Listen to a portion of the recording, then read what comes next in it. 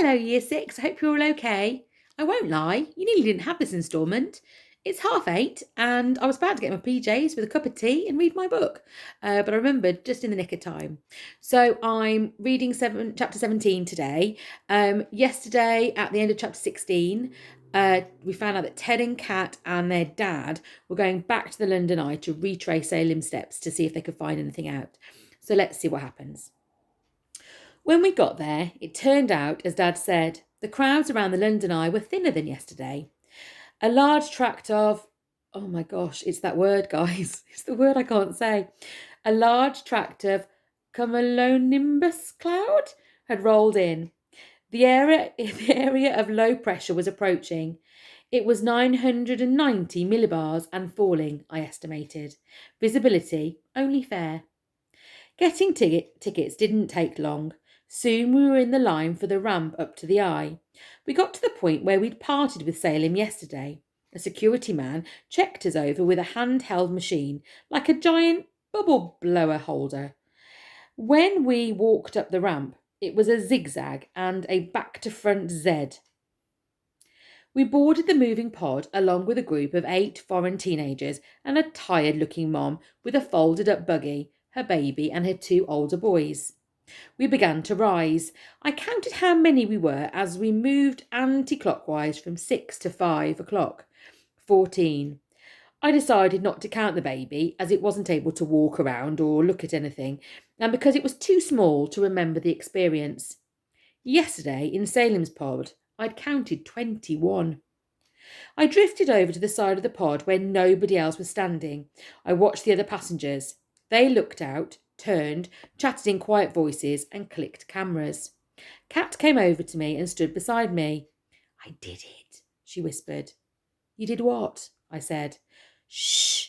I dropped the film into the chemist's. By the time we get back, it will be developed. I thought of the 18 shots of the back garden and the 18 other shots, our last link to Salem. That's good, Kat. Dad joined us. What a view, he said. Look how tiny the cars are. They're like abacus beads, Kat said, going left to right. I looked down, but I couldn't say I'd ever seen abacus beads like that. Dad pointed south. If you had binoculars, you could make out our street, maybe even our house. Typical, Kat said. You come up here just to see what stares you in the face every day. Dad laughed. I've never seen where we live from this vantage before. There's the barracks, looking almost handsome if you imagined it cleaned up maybe, and there's Guy's Tower, and there's the shopping centre. You can see its red roof. Come and see the Houses of Parliament, Dad. Kat pulled him over to the other side of the pod. I took Dad's place at the southeast side and looked out, but without taking in what I was seeing. We got to 12 o'clock. Visibility decreased further. The Thames estuary dissolved into cloud. I thought of the Mary Celeste, a ghost ship with no crew, sailing over the horizon. I thought of the last dodo dying on a remote rock. I thought of Lord Lucan standing on a cliff, deciding whether or not to throw himself off. I thought of a chain of gods, each having been created by the next, vanishing into infinity, the great vast void. I thought of the boy on the slab, the young boy with bruises and dirty fingernails, the boy who wasn't Salem. Where are you, Salem? I wondered. Then suddenly, it was as if I became Salem. I felt his laughing presence inside me, almost like a ghost, while I stood looking out. I tried to imagine what he'd have done, alone among strangers in his pod. Would he have chatted to somebody, or would he have stayed quietly in the corner? I divided into two, with the Ted half asking Salem half what had happened. But the ghost of Salem, like the dodos, lords and crew of the Mary Celeste, vanished before we reached 9 o'clock. An announcement came on from a speaker in the corner of the pod, suggesting that we all group together, facing northeastwards, towards the spiral staircase to pose for the souvenir photo. Shall we? Said Dad. Yes, let's, said Kat.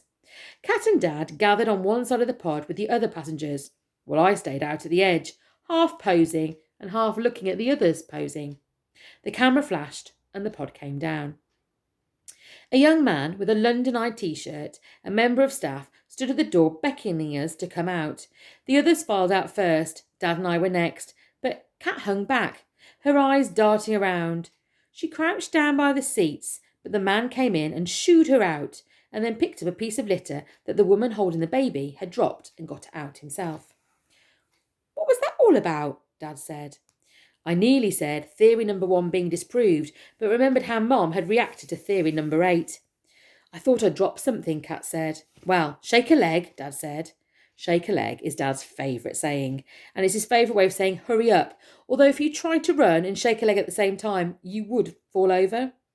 Kat nudged me. We'd both realised the same thing at the same time. You couldn't stay on for another go. Exit, enter, exit, enter. It was a smooth operation. The way out led past the souvenir photo booth, close to where we'd said we'd meet Salim. There were several television-like screens with different shots of each passenger load. Our one was number 2903. There was Dad, there was Kat, there was the mum and her 2 boys and her baby. The teenage tourists were bunched around them, grinning and waving. You could only see my shoulder and ear sticking out on the right, behind everyone else. Ted's cut off, and I look a fright, Dad said. But you look all right, Kat. Kat had her arm folded, and her hair was tied in what girls called a top knot. Her skinny, bony face jutted out. With her tilted chin and dark eyebrows, she seemed sharper, somehow, as if she was more in focus than the other people around her, or more real. You couldn't help noticing her, whether you were looking for her or not. Maybe that's what being pretty meant, I thought. God, she said, my hair looks awful. Dad bought the shot anyway. Then we left the eye and walked along the river. The Thames was flat and brown, the pleasure boats cruising along with hardly any passengers. You could hear aircraft, but not see them. The blanket of cloud grew thicker. I kept looking out for Salim. Whenever we passed a boy of about his build with dark hair, I'd stare, but when we drew close, it was never him. Dad stopped to look out across the water. He pointed out 2 cormorants that dipped and dived into the water, disappearing for ages, then reappearing 10 metres or more from where they'd gone down. Is Salem like the cormorants, Dad? Sorry? Will he reappear eventually, like they do? Maybe not where he disappeared, but somewhere else? Dad didn't answer straight away. He looked downstream, with his lips turned down, which meant he was sad. Perhaps he was thinking of the boy on the slab, the boy who might have been Salem, but wasn't. I certainly hope Salem is like the cormorants, Ted. We crossed the river to the Embankment Gardens and had sandwiches in the park cafe. When we'd finished, we walked around the beds of colourful flowers. Then, just as I predicted that morning, a thunderstorm started. First rain dripped, then splattered, then there was a thunderclap. The instability in the upper atmosphere erupted. I thought of theory number 5, spontaneous combustion. If thunder was possible, why wasn't that? Good thing we're not on the eye now, Dad said. Lightning flashed. 10 seconds later, it thundered again.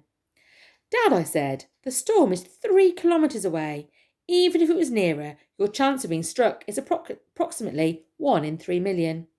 We dashed for the underground station. By now it was raining cats and dogs, which is the strangest expression of all, but my personal favourite. When I imagine cats and dogs coming from the sky, I see white fluffy kittens and Dalmatian puppies. Then it turned to hail. The lightning and thunder were 4 seconds apart. 1,200 metres, I said, and it's sheet lightning, which means... Shut up, Ted, said Kat. She had a jacket collar up over her head. I'm soaked. Dad looked at his watch. 3 o'clock. No calls on the mobile, so no news. Let's go home, Kat said. It's too wet to stay out. OK, Kat, we'll call it a day. We went down into the underground, and by the time we were back upon street level, the storm had moved away, and the rain had stopped. The pavements ran with moisture. It was a very localised storm system, I said. Dad, said Kat, do you mind if we stop by the shopping centre again? I want to get a present for Auntie Glow, some bath oils to help her relax. Dad's lips went right up. Oh, that's a great idea, kitten. We waited as Kat went into the chemist again, and she emerged with a plastic bottle of syrupy, raspberry-coloured liquid. Dad unscrewed the lid, smelled it, and crinkled up his nose. This meant that he didn't think it smelled pleasant, but what he said was, that should do nicely. What he didn't see, but I did, was the top of a wallet of newly processed photos bulging from the pocket of Kat's fur-collared jacket. Chapter 18. The Ninth Theory. When we got home, there was a smog in the living room caused by Aunt Gloria's cigarettes. A smog is technically a mixture of smoke, fog, and chemical fumes, but this was a mixture of smoke, smoke, and more smoke. Mum said there had been no news, but we already knew this because Dad's mobile phone had not rung. I tried to tell her and Aunt Gloria about our trip to the London Eye, but Kat started coughing, and Dad said we had had a very pleasant walk by the river. Then Kat gave Gloria the bath oil, saying it was a present from both her and me. When Aunt Gloria looked up at the label, her lips went up. She said thank you, Kat, and thank you, Ted, and added it was the kind she used when Salem was little. The little devil that he was, she said. He was forever pinching it. He liked the bubbles, blowing them up, giggling when they burst. Then she started crying, and Mom told Kat and me to go upstairs. Upstairs, Kat got out the wallet of photos and flicked through them at a rate of one a second. I was really excited to see them, but she wouldn't let me. In 18 seconds, 18 pictures of our back garden and the washing and the shed were all over my duvet cover. When she got to the first 18 shots, the ones taken the morning of Salem's disappearance, she slowed down. I tried to look over her shoulder, but she jerked away. She went through them twice, then dropped them on the bed as if she was no longer interested, and I picked them up and had a look. Just a set of stupid, touristy shots, she said, like any others. There were scenes of the Houses in Parliament, Lambeth Bridge, and the London Eye from different angles. The best shot was the one Salem had taken of Kat and me on the Jubilee footbridge. It had Kat's face and mine close together, and behind us was half of the eye and some bridge and river and sky. Kat was smiling. My head was off to one side and my eyes were looking upwards, as if I was thinking. Kat was taller than me. My head ended where her chin began. The last shot was the one I'd taken. It had gone wrong. Instead of the London Eye, I had snapped some legs and headless bodies of the people near where we'd been queuing. I arranged the photos on my desk alongside the souvenir shot of the capsule in which we thought Salem had been a passenger and the list of theories. We sat in silence. Kat breathed out long and hard. I don't even know what I'd expected to find, she said, shuffling the pictures about. I wish we'd just given Aunt Glo Salem's camera when we first found it. Now we'll have to explain why we didn't give it to her. I bet when she sees Salem's last photos, she'll just start crying again. She picked up the shot of her and me on the footbridge and threw it down. A clue? As if. She picked up the photo. Let's keep the photos and the camera safe in my room until Salem returns, I suggested. If he returns, Kat said, biting her lip. She shook her head and swept all the photos up into a rough pile. But I agree. There's no point upsetting Auntie Glo. You don't have to lie, Ted. Just don't say anything.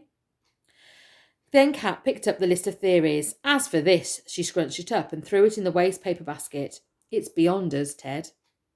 I watched the paper crackle softly as if it was trying to reopen itself. When the corners reappeared, I took it back out of the rubbish and smoothed it flat on the desk. Forget it, Ted, Kat said. I picked up a pen.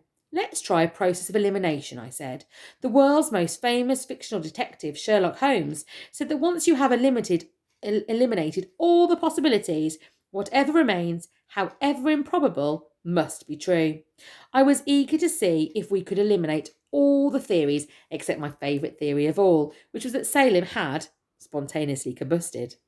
This would not have been a good outcome for Aunt Gloria or for Salem, but it would mean that spontaneous combustion was a real phenomenon, and my discovering this would have been an advance in science. Theories 1 and 8 can go, I said. Today we have proved that Salem couldn't have stayed in his capsule after it came down, and he couldn't have come out hiding under someone else's clothes. I crossed them out. Drop it, Ted. That leaves 6. While you're at it, you can cross off the one about spontaneous explosion, or whatever it's called. Theory number 5? Yeah, and the time warp one. Number 7? My pencil hovered over the list. But supposing we eliminate all the others and... Oh, grow up, Ted. I wish Kat could spontaneously combust there and then, but she didn't. Her eyebrows came close together and her lips were right down, and then a tear came rolling out of her left eye and down her nose. I thought of something I hadn't thought of before. Very slowly, I drew a wavy line through theories 5 and 7, even though a strange feeling went up my esophagus. Done, I said. Kat picked up the list as if she was interested again, and she brushed off the tear.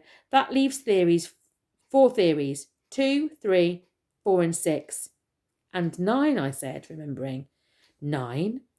Well, the 9th theory is the one I was going to tell you about last night, I reminded her when the phone rang, but you never wrote it down.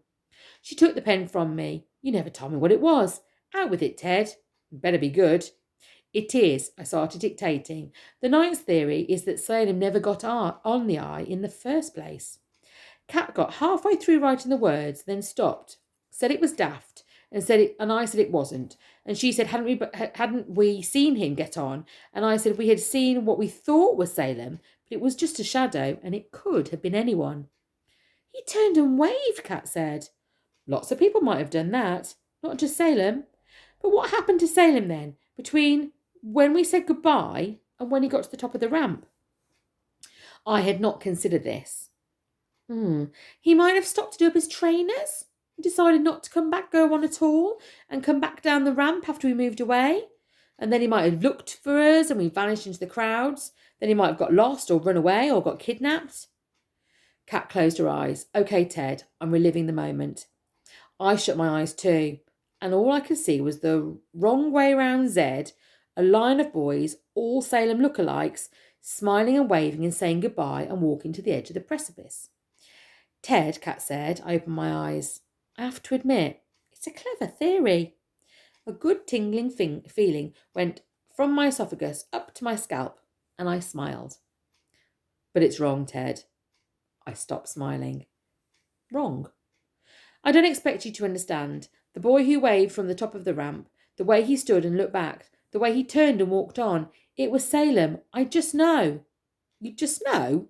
It's a body language thing. The good feeling I had turned bad. Body language is a form of communication like speaking English or French or Chinese, but it has no words, only gestures. Humans and chimpanzees and meerkats and stingrays can read body language by instinct, without having to learn it. But according to the doctors who diagnosed me, people with my kind of syndrome can't. We have to learn it, like a foreign language, and it takes time. You mean you saw something about the boy who waved that I didn't? Yes, Ted. Kat's voice was soft. She put a hand on my shoulder, which made the hairs on my neck stand up. Trust me, it was Salem we saw. It just was.